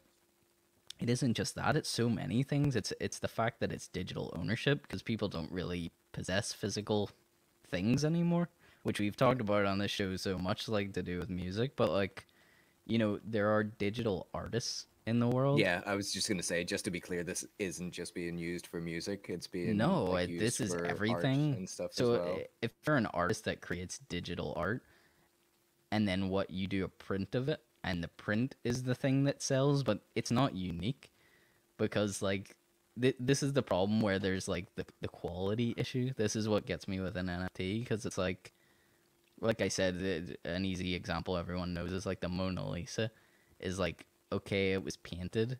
If you got a print of the Mona Lisa, everybody knows that it's a print. It's not the official painting. And if somebody tried to copy the painting, we would know that it's not the original painting. Like, because people can analyze that. If you make a digital piece of art, it's identical every time you print it. You know what I mean? It's like, it's made Yeah. digitally. So this is the thing that's fucked up, where Literally, it's the just only like, thing that makes it unique is this minted stamp that it's getting. But like, other somebody than just that, it's says, indecipherable from the fact that somebody is just copy and pasted the Yeah. JPEG file or whatever So- whatever it happens to be. So you buy a digital piece of art, like Grimes sold some sort of like fucking millions for some sort of digital piece of art, But and so this is what sorry, I was trying to understand then. So the thing is that, well, I suppose I'm going to answer this for myself. At the end of the day, whether is the intention that the art isn't ever available to anyone else, it's minted and it's also only sold to, like, say 20, 30 people or something, or is the whole point that it's sold to 20 or 30 people with the minted NFT on it, and then it's also opened up to the wider public, but people are buying the more valuable version? What is the actual intention? yeah, that well, I mean that's the question, and you know, Because Not I being kind of, it still doesn't make sense to me, but I kind of get it more if it's meant to be limited. But at the end of the day, what will happen is all it is a digital file, and it will eventually get leaked, and there will be multiple yeah, versions of it. it's they don't. I mean, as far as I know, they don't try and hide it because I know for a fact that the stuff that has been selling like for millions of dollars, I've seen the digital art because it's all over the news. Like, Yeah, I true. mean, Yeah, it's everywhere, so it's not hidden. It's to yeah, do with ownership. But the thing that's fucked up about the ownership is the fact that like it's not ownership, like I said, like a master recording of something. Because if you own the masters to the Beatles, like discography, then every time they you're played a making money Beatles song, anytime it's used. Yeah, you make money. But every time someone looks at that picture, you make zero. You yeah. just have You it. would just have to sell it on. Yeah, Yeah, sell it it on. basically just assigns value to it Yeah, as but it's like some. it's like Yeah, it's like a stock market. It's an investment, you know. It's something yeah, that can become rarer with time, and you can hold on to the same as like a really unique baseball card or something. You hold on to it, only you don't have to worry about it being in mint condition because it doesn't exist. It's digital, you know. But yeah. yeah, I mean, before we go in, because I know Andy will want to jump in on like the positive side, because there is a positive side to this. The reason I just want to say the reason that we're talking about this is because the Kings of Leon, they released their most recent record, and they released a bunch of NFTs as a way I to release actually it. have a rundown of NFT stuff that was done recently and the money that's involved and what was happening. Oh, that would be great if yeah, if you wanna Hold on, I'm give gonna. people a bit of an idea of why this is I big news. didn't want to interrupt you there. I'll start with the Kings of Leon one. You were saying Kings of Leon have this month generated 2 million for the sale of their new album "When You See Yourself" as an NFT via blockchain platform Yellowheart. So there's that, but there's, like, I mean, you think 2 million is an awful lot. There's some crazy amounts of money that are like being exchanged here. At the start of February, Linkin Park's Mike Shinoda raised $30,000 via an NFT auction, and on February 22nd, YouTuber and musician, I don't know this guy, Pelik, released what they claim to be the very first NFT music album, which sold out at a pre-sale in less than 2 hours for $160,000. So the Grimes one that you were talking about, the art that she sold off, sold for 6 million. Yep. And then the biggest one, this isn't a guy that I'm familiar with, but Oh, between February 25th and 28th, Justin Blau, aka musician and producer, is that 3 Lau? Does that? Yeah. I don't know how you pronounce it, but I know the piece of Anyways, work because it's been the one on the news he mostly. sold an NFT collection for 11.6 million, and as far as I'm aware, it's like old stuff. It Yeah. wasn't even like a new, it wasn't even a new thing. And his management company now says that it's lining up more NFT auctions for other artists on their roster. Yeah. Well, that's I mean, So some of the stuff that you know maybe you don't have on that list there. That's like to try and make people understand how like NFT isn't just music or digital art. It's like so many random things. Like I mean, there was the first tweet by what's the Twitter CEO called? Jack Dorsey, is that Jack right? Dorsey. Yeah. Jack Dorsey's first tweet is an NFT that he was selling on. Um, like I mean, it's stuff like that. It's like fucking. It just seems like we're living in some sort of bizarre world right now, and people are buying this stuff. But Anyway, yes, like I say, Kings of Leon, they released I think it was for a certain amount of time, and there was only so many NFTs, and they also came with like unique sort of I guess additional things that came Like with content, them. yeah. Yeah, it's some of it sounds like not that crazy. Like again, stuff that I could probably just go online now and see for myself. Like there was like a digital moving album cover or something like that. It's like, yeah, I could probably find that online, but there was also other stuff to do with like VIP tickets to their shows and whatever. Like there was bonuses to buying the NFT.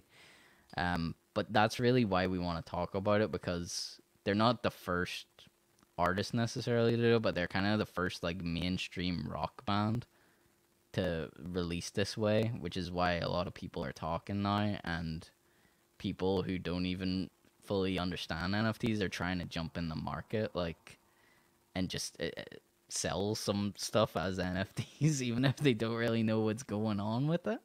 Um, but like I said at the start of it, the main issue is that I think even the people that like know about it, like that maybe sounded like I knew what I was talking about. I still don't fucking understand what an Yeah. NFT is. It's so weird. Andy, I feel like you're biting your tongue with me.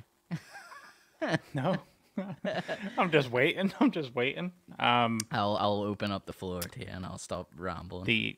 Well, for one, I know I was listening to the Joe Bottom podcast, and there was a guy there, Silver, JN Silver. He spends about 50 minutes explaining what an I was about to say NXT, like the freaking wrestling organization. NFT is.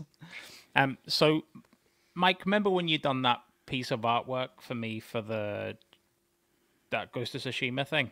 Yeah, for your So Twitch essentially, channel. if you put that was like yours. So if an NFT went on that, that would be your original piece. Yeah. And then if So I if went I and made used that multiple somewhere prints, else, yeah. so if you kept the original and then I've got one on my page, if I then went to go use that somewhere else and that gained popularity, I couldn't take credit from it because there would be evidence that it was yours first and you made it. Exactly the same with memes and GIFs. If you come up with a meme or a GIF, you can NFT that. And because how many times have you seen a meme or a GIF that other people have taken Oh yeah, Yeah, and some credit people for? try and And claim somebody it's that there. created it, and there's zero proof that. Yeah. And GIFs, I didn't realize how big GIFs were, like money wise, but you know, oh yeah. Like like that's Giphy I and stuff have so much money behind it. Dude, I think that's even like sorry, like tangent, but sometimes people intentionally try and make gifs now. Like that's people said the Laugh Now Cry Later music video from Drake, that a bunch of the like little funny clips he had in it were intentionally made so that there would be memes and gifs from the music video. And it's like they're not wrong, because there is the same Hotline Bling, and Yeah. like all those videos he has little silly It's parts a in, market, yeah. so that people As soon can as you gift start it. sharing that shit, yeah. Yeah. Sorry, continue. No. So I'm just saying, like, that's where this thing is.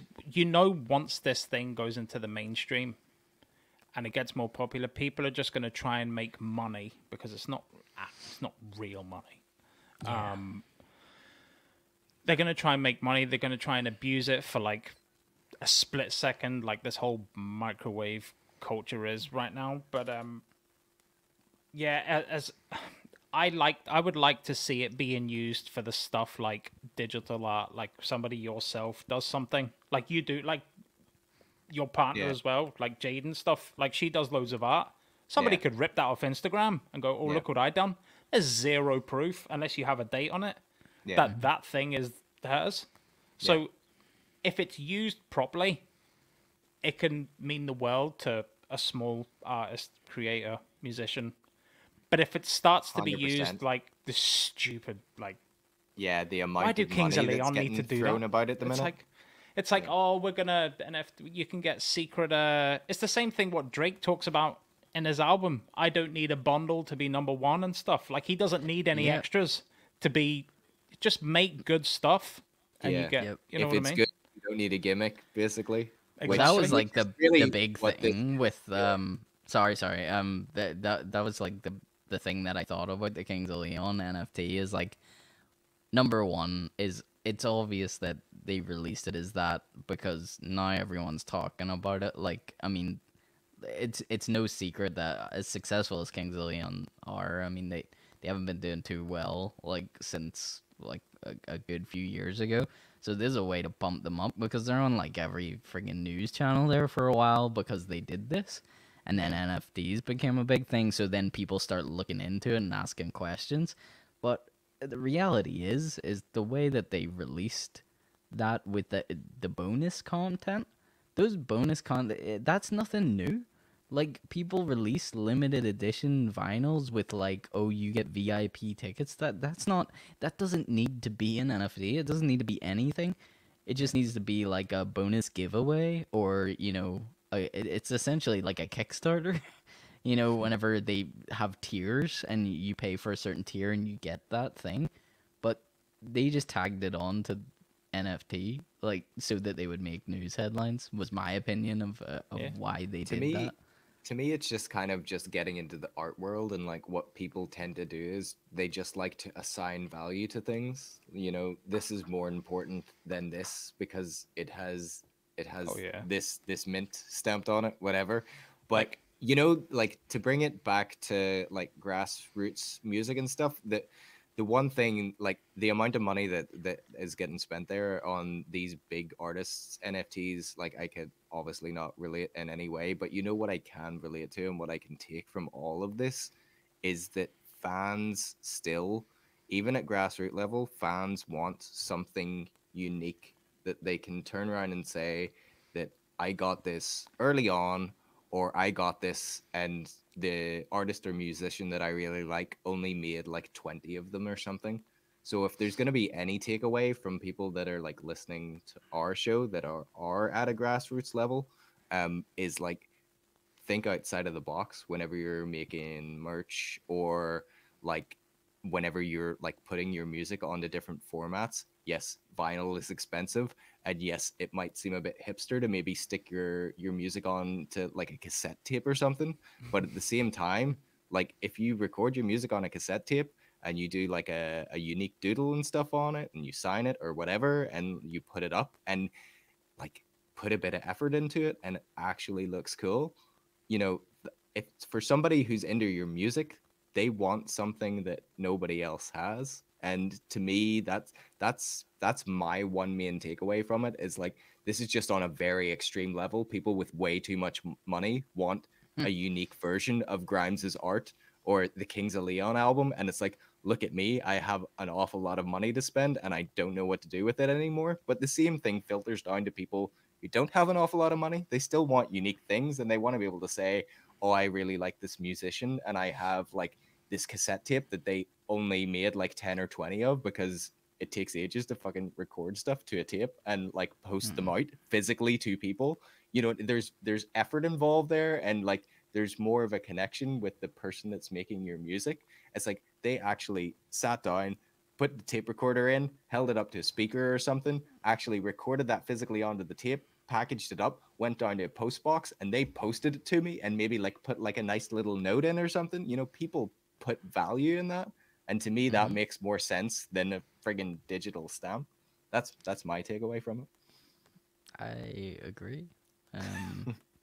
I do, and I think I know Andy already kind of touched on there, but I think if you had to, you know, play the other side of the coin, the devil's advocate of the whole thing, it's the fact that like in a time whenever the music industry, if we will just take musicians because that's this podcast mainly focus on is all types of artists, like, but the music industry is definitely struggling. A lot of bands struggle, merely because like selling music, which is clearly what you think music would be about, it has the least amount of value over everything else that comes with being a musician.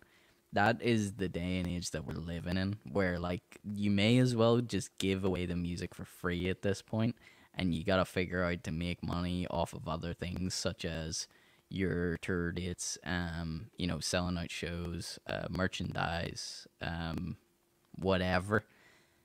NFTs are a new way for bands to make money. Which see it whatever way you want. Maybe you think you're being ripped off a little bit, but it's a way where obviously I don't know the ins and outs of creating an NFT and using that blockchain technology. Like obviously you have to work with the company that does it, There's a but lot of it's tech not like guys probably making money too.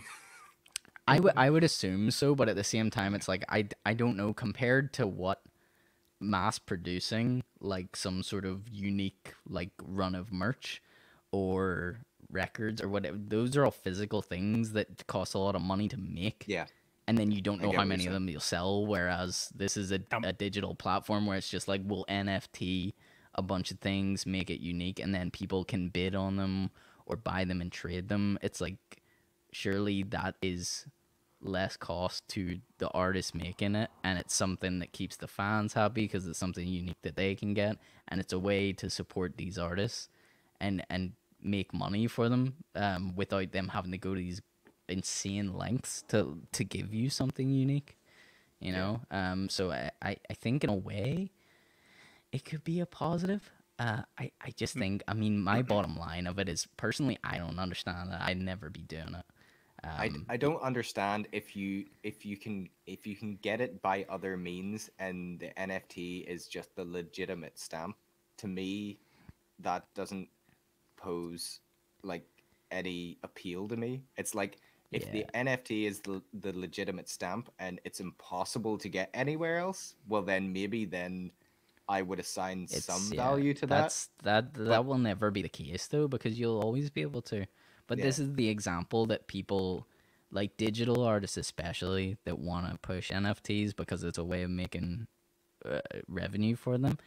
Is the example they'll use over and over is that we've all seen the Mona Lisa. It hangs up in the Louvre. That's the official version. That is the Mona Lisa.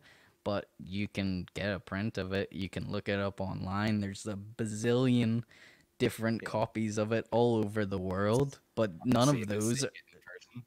yeah, Yeah. none of those are worth millions of dollars. The Yeah. actual version is. But then the thing that kills me is what I said earlier. And I'd be going over the same point, but it's the thing of like authenticity. Is that's where painters have something, where it's like you have these experts that go in and check the authenticity of a painting to make sure, oh, this is definitely 18th century, done by this artist, whatever. And you can tell Yeah. that it was made at that time. And to me, there would be something special in knowing that that artist's hand like touched that canvas. Yeah. Like And there that's would be the sort something of thing. special about seeing it in person. Yeah. Whereas like an NFT thing, it's just like Well, that's what I mean. Is it's the you same can as whatever everybody else is seeing or Yeah, hearing. it's literally the same. Yeah. There's Yeah. no difference in quality. It's a digital way because it's the issue being of the day and age we live in, man. This is how artists make work now. Not everyone. I mean, there's still painters, but there's a lot of digital art being made. But how did those people get in the art realm? How do they have that authenticity, that mark of authenticity? Because it doesn't exist. Yeah. Because it's identical no matter what you put it on. So it's almost like this has created a way to be here is the original because Yeah. there's no other way to do it. There's no way to do that with a digital piece of art or music because the music is identical everywhere as well. It's like you stream it on Spotify or Apple Music or you listen to it on YouTube. It's all the same song. It's the exact Yeah. same MP3 file. But then, if they NFT it, then it's like one person is apparently the person that owns it technically, but doesn't own it to the extent of making money off of it. That's what's fucked up about the whole thing. I think my bottom line on it is that people haven't worked out how to use this yet. Like that's what I think. I think it's so new. It's the same as like cryptocurrency. Is like people are just experimenting and figuring stuff out, and it might be very useful at some point, but I don't think they've fully figured out how to use this, like, See, to I think anyone's it's useful benefit yet. now. I think it's useful now because if you do something now and that person, you have to think, yeah, we get it. You can get the Mona Lisa 100 times, but if one person makes $1 million out of a copied Mona Lisa, that $1 million doesn't go to the original creator, which is wrong because, like I said, if you design something and 5 people make money off it, they get the money and you don't because there's no trace back. So NFT would be the trace back, so you would get a cut of them making money off it. Which makes sense for, like, you know, if you're using that example as I've made the digital art and I own the minted original, but the thing is it's being sold off, and that's what I'm saying to... Look, I seen this on a couple of places. Obviously, I've been trying to research it for the show, but my understanding is it's not the same as owning, like, the masters to an album or an artist. It's not like every time that guy's song gets played on the radio, like, if you own masters, you would get the royalties. You can As soon as the legally do music that. as soon as the music industry grabs hold of something, it's fucked. So Yeah. No, but I think it's the... I think it's the same with the art, though, because technically speaking, is, you know, say Grimes sold that piece of digital art for however many 6 million or whatever. So like whenever the newspapers are using the image and stuff, the person that bought the NFT isn't getting the money. Yeah, he doesn't make money off of that. Like, he but doesn't... the creator does. I don't think so. So I that's mean, who she really she should made make the money. She made money by In the selling sale, it. just yeah, Yeah, I don't. That's it's- my That's understanding an of interesting it. thing. Does she actually still get money filtered back from the newspapers using the image? Well, technically, that's what the whole point of the blockchain technology is, because the same with cryptocurrency is the fact that it's meant to be so secure and have so much trace back that you can see where everything started, and there will be no ifs, ands, or buts about who copied what and who stole what from who if you go through that blockchain technology. But yeah, as for, like, it's just not the same. It's like, you know, if you go back, I keep using this example because I know it's a thing that happened with the Beatles masters because they didn't own them and they couldn't own them. And then Michael Jackson, I remember the story of, like, Michael Jackson told Paul McCartney he was going to buy the Beatles masters, and he did. And it meant Michael Jackson was technically making money off of Beatles songs whenever they were used, and he could say where he wanted them used. Like, and Paul McCartney couldn't because he didn't own his own masters. It's like that's a different legal precedent compared to, like, this thing of, oh, technically I own the original artwork of this. And it's like, I just look it up on my phone. And I was like, this one? And they were like, yeah, I own that. And it's like, Proof of creation and assigning value if you're gonna sell it on, I think is really Now you have to remember, two people have things. been buying pieces of the moon and stars for years. it's a good Can investment. you imagine, like, if we one day have to, like, move out there, like, how that's all gonna go down with everybody Oh, with their dude. little certificates and stuff? be like- it's like, like, I- excuse me, my land.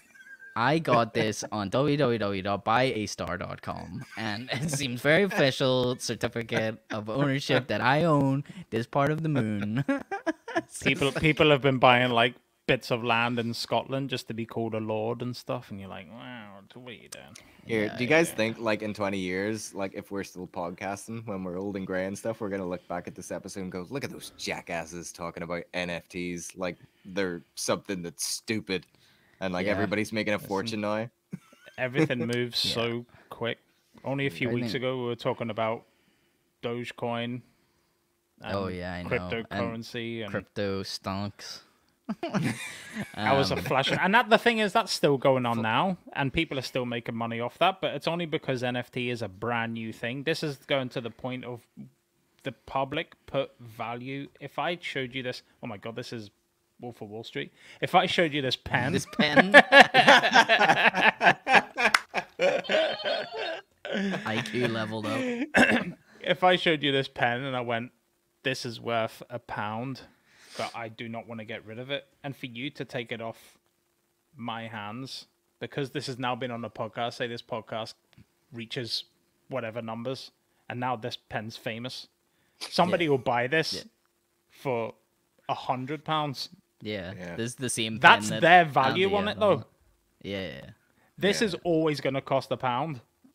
Yep. But because somebody Has themselves assigned value. has assigned value, Yeah. then that's what obviously That's increases the... that's the same as all that stuff. But that's why the reason I started this sort of segment with the NBA thing and why I'll kind of round it off with it is it's the difference for me, man. I mean, it's like I say, if I owned like a LeBron James rookie card that was held by LeBron James because he put his name on it, because like those cards back in the day, like the really Yeah, rare Gary ones, V has it.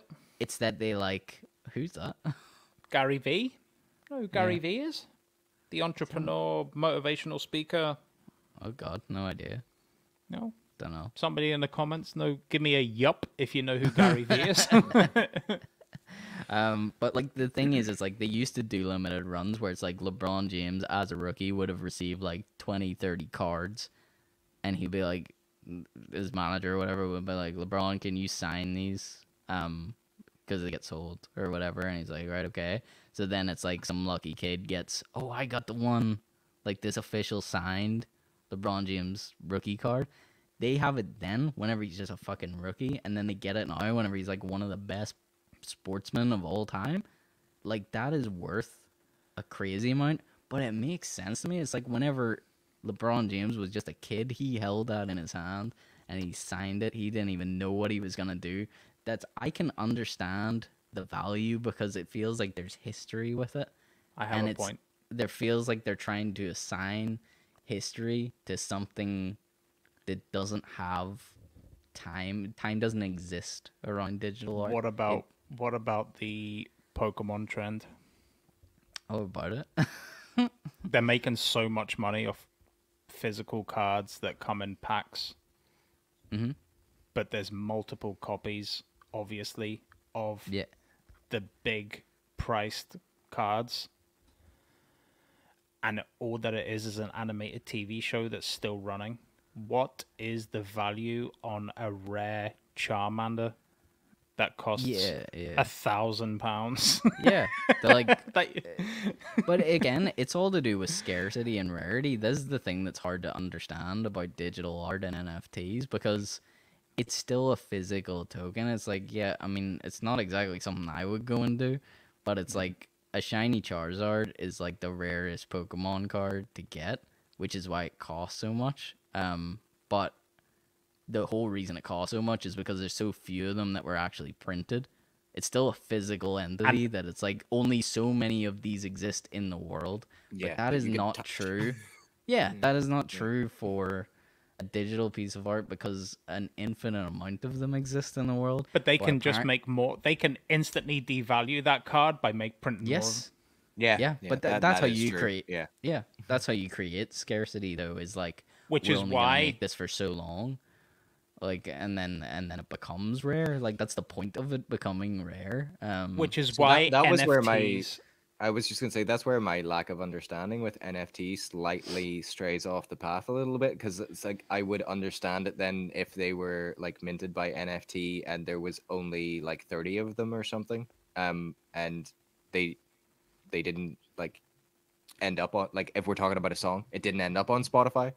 There's like only 30 people that can actually listen to this track. That's Yes. fine because that's what you're talking about. It's like fair enough. It's not a physical entity. You're not holding it, but at the same Yeah. time, there's only 30 versions of this digital file that somebody can listen to. But the fact that it's literally just it's stamped, that's the original, but then it still goes on to Spotify and everybody else can hear it as well. You just own this higher value one. To me, I personally don't place value in that. I think where the NFT will work is, again, going back to the likes of yourself or Jade or someone that does art or a GIF or claiming all that ownership. stuff, is claiming ownership before it makes money. Yeah. Because the second it starts making money and you have zero proof that it's your thing, you've already lost. Yeah. Yeah. Exactly same as going back to when you were talking about printing merch. Mm-hmm. If you use somebody's design and they have an NFT, well, there you go. You're essentially, there's proof there that this person has the first design. Like if you come up with something that's on a t-shirt, like the trend now is they have the, the smiley faces, like the emoji smiley faces, like the yellow heads. Yeah. I've seen loads of people do merch with that. It's like, who was the first designer of that? Yeah. But that's everywhere. Yeah, Yeah. that's And it's that's like- weird because I seen a couple of those like who designed these emoticons, stuff that you just take for fucking granted and be like, yeah, it's an emoticon, but it's like, man, that guy should probably be a millionaire, right? Whoever invented like the smiley emoticon, because it's used everywhere, like hundreds of millions of times a day. But this Like is you think if the guy, what's the gif where the guy's all the question marks around him when he looks oh like yeah, this? yeah, Like you yeah. imagine if he had digital rights to Yeah, every time that yeah. got used. But you see, this is what people are doing. Like, I mean, an example for anyone that watches, like YouTubers like H3, he's NFT in one of his most famous videos. I don't even understand how exactly that would work, but it's like Vape Nation, like one of his most popular videos. It's like he's selling, he's selling that as an NFT. It doesn't mean that he won't get the ad revenue on YouTube for it, but technically someone else will own it. I mean, I don't. But also- this is what I mean. People are just dipping their hands in and be like, let's Yeah. just give it a go and see. And that's what Like, happens. why Things come in under the spotlight, and then people blow it up, and then it just slowly goes back to where it should be. Yeah, it levels out. The fact that he's like, there's proof that it's him. It's on his. I don't. But that's what I that's mean. silly. People are experimenting, man. They're Yeah, they're trying different things. But yeah, I got say- it all from the guy JN Silver from the. If you just type in JN Silver NFT and cryptocurrency, talks about 50 minutes, 45 minutes about it. So I'd say my biggest take from it was that like people like to have something unique and something that like there's a bit of effort put into and something slightly different. So yeah, for anybody listening, if you can think out of the box and come up with something that maybe ticks that box, then that's maybe the way to go, even at grassroots level. yeah, but also again, if you create something, the creator should get paid for it. Oh yeah, true. Yeah. I mean, this is the thing that's hard with and like I'll try and round this up in a final conclusion here, but there's just a couple of things I want to say. Just one thing that Mike had mentioned before about this, like you know, he would understand it more if it was like there was so many made, and you used an example of like songs on Spotify, right? Or it wasn't released on Spotify. This is the thing that gets me the most about NFTs, and I would need somebody to fucking Hey, sit down look and at the explain. art I made. That's me, Mike, not you. This is mine, not yours. That's fine, Yeah. dude. take all the credit. Go for it. The thing is, like, I would need someone to sit down and explain to me why it needs to be NFT'd, because I have taken part in a scheme that was exactly what Mike described. Wasn't an NFT, like I don't have any sort of ownership over it, but it was a Kickstarter campaign for a band that released an album, and the album was never going to be released anywhere else. It was a limited run, and you could get a physical copy of it, and that's what I got, and that's what I paid for. Like, I paid a certain amount so that I could be a part of that, and I have that physical copy, and they Are you never gonna tell sell it. me? Oh, I thought you were gonna tell me a bad ending to that story that it No. eventually came out. No, it something. never did, and they always said this, that wouldn't be the case. It's like, we won't sell it at live shows, it won't be available on Spotify. But I mean, inevitably, if you probably YouTubed it, you could find the songs Aye, off it. somebody's Somebody's shared it. uploaded it. But the thing is, it didn't need to be an NFT, so it's like, why are people doing stuff like that now?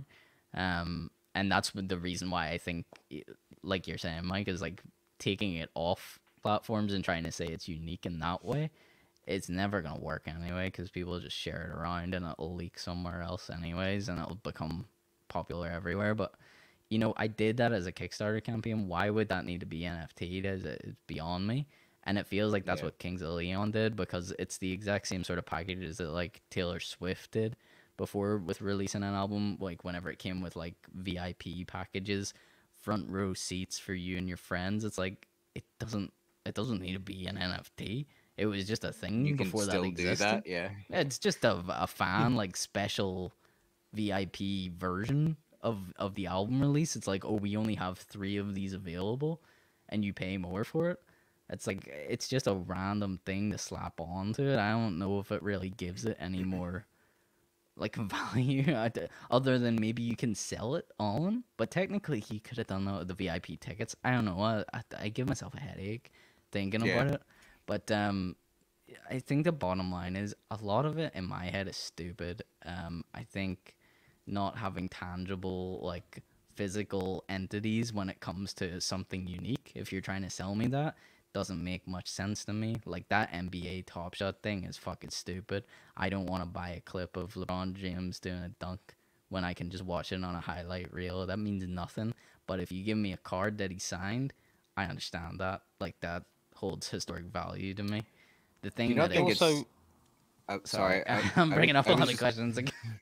I was just gonna say, do you not think it's just like a symptom of people scrambling to try and like get value back into music and art and stuff? It kind of reminds me Uh, of like whenever illegal downloads and stuff kind of for a while were really threatening the music industry, like Napster and everything yeah, else. yeah. And LimeWire.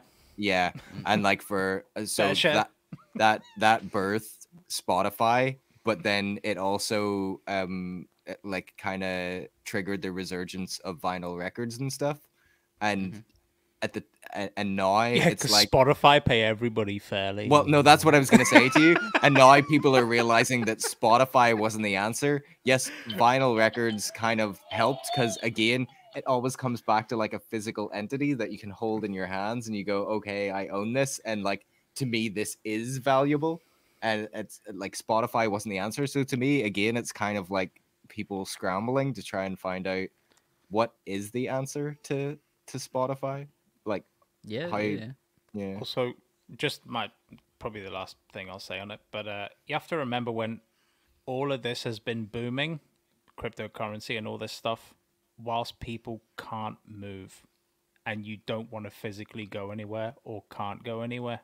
So the next best thing to do is digital, where people don't have to interact. Yep. So the second you can go and do physical, buy physical, I think this will just waver off. Yeah. But IMO, I think this is just at an all-time high because of the pandemic from last year, and people were struggling to keep their small business or whatever, art, music, afloat because nobody can come and see them. So everything had to be distributed online, and this is where the whole online thing just rocket shipped. Also, it's quite evident that there's too many people that have far too much money in the world Well, you and said don't know what to money. do with it. Yeah, it's like Money. money Money is that just isn't a money. fantasy thing. Yeah. I know. So- It's money whenever it's numbers that don't even fucking exist, like Yeah. $4 zillion, and you're like, this piece of art was sold for $4 zillion. It's like, did he give you that in cash, or I would like to see what that Tap looks his like. phone? Did he just tap Yeah. his phone? That's the thing. It's whenever it's all digital, though. It's like, like as in money, like whether it's like contactless or bank transfers and stuff. I was like, what does that money look like? Or what is that? Like, can I see that? Does that exist? Do we Nope. have that much? Do we have that much in the world? Like, Jesus Christ. It's like whenever they tell you the country's in debt by like $5 bazillion, and it's like, where do we owe that No, to? But Like, it's I mean, okay like- because each one of those bills is NFT'd, so we can prove that it's real and it's valuable. Man, I don't know, but I'm sort of like, as we always do. I'm maybe a little bit on the fence with it. I think truly that people haven't fully figured out how to use this yet. I think there's something good with blockchain technology. Um, I know there's a worry with it, which is a whole other matter that I'm not going to get into, with how much energy it wastes to do. Like, people don't really know if it's a sustainable way to work at the minute. But I think there's something there. Oh wait, And energy as in like physical like electricity? electricity, it's like it's Oh yeah, crazy to run. cryptocurrency is one of the biggest wastes fucking of electricity in the world. It like takes up more it's power insane. than some small to medium countries just to get Yeah. it running. Cool, try cool and mine story it. and weird tangent. I'll not go on about this too long, but it turned out that it wasn't the case. But I thought like that for a while my PC had been hacked because I didn't really realize anything about this at the time, and Were you I work. mining in the background? Yeah, I work in IT and I didn't even know this was a thing for a while. But like a lot of times there's like these new viruses that all they'll do is hijack your computer and they Yeah. won't do anything nefarious other than use your processor power whenever your computer is not being used to mine cryptocurrency. So your fans will go absolutely 100% and it will like completely age your PC. It will die before it's supposed to because it's just running 100% all the time. Um, I had a similar problem, but like I got it sorted. It wasn't anything to do with that, but I started Googling like what's going on with my PC. I needed to change my fan, basically, was the thing. It had been in the PC for like 8 years and it was all gunked up and it was like trying its best to go 100% and was failing. But yeah, I read about this and I was like, what? That's a thing? Like it's a virus that all it does is try and use your PC when you're not using it. Yeah. That's Scary. pretty crazy. That's nuts, dude. Scary. That is nuts. But yeah, I mean, I just think that I think it's a thing where it's trying to use that to benefit the people it should, like digital artists. Even trying to find something for musicians to use and to sell as an extra thing, because like we said, is that money can't be made on streaming services, and that's just how the world is now. It's the hard thing because like maybe just a couple episodes we talk shit about like don't hand me something physical at a gig, you know, and I think I made the comment that if I bought a CD off someone, it would be charity essentially. But it's like, you know, this is the problem, is like would I rather have a CD than an NFT at the minute? It feels like yes. So maybe I'm just being a hypocrite and I can't decide what I want here, but I think there's a way to use it for good, but at the minute, I think it's just the Wild West. Everyone's just like doing random stuff. We could sell this podcast as an NFT if we want to. Like, I mean, that's The first podcast where we talked about NFTs. as an NFT. That would be super meta. But yeah, I mean, I'll leave it there. Please, guys, let us know if you know more than us. Somebody or explain to us what's going on. What your thoughts are. Please leave them in the comments. We would love to hear from you and see what's going down. But I think we'll wrap it there. I knew it would be a big discussion about NFTs and cryptocurrency, like, which is It's such no a clearer to me, to be honest. no. And this is the thing, man. I mean, that's like, you look it up anywhere, and it's like people just start talking. Like, people will think we did like a 2-hour podcast that we definitely knew what we were talking about. No, I don't think anybody does. Nobody really understands what the blockchain is. Can you tell me what the blockchain is? I don't know. I just know it encrypts and secures like information and tracks back. I don't know. It's fucking, people would be listening to this like I'm fucking out. They've just skipped this episode. There was no Yeah. goofs and gaffs. It was Nobody just nobody mostly- was talking about Kanye. There was no soundboard. Fuck that. I am out. See you later.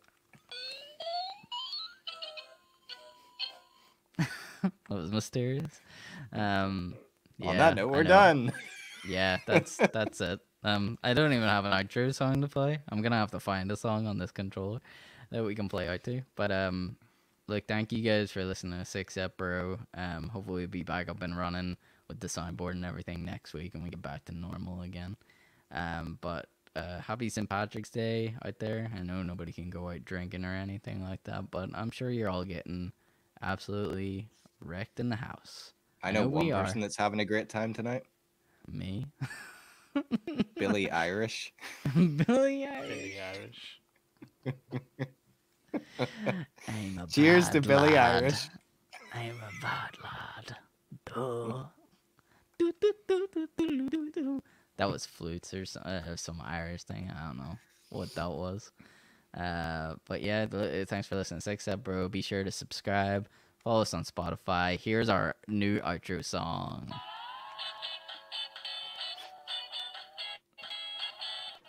Thanks for Peace tuning out. in. See you later. Bye.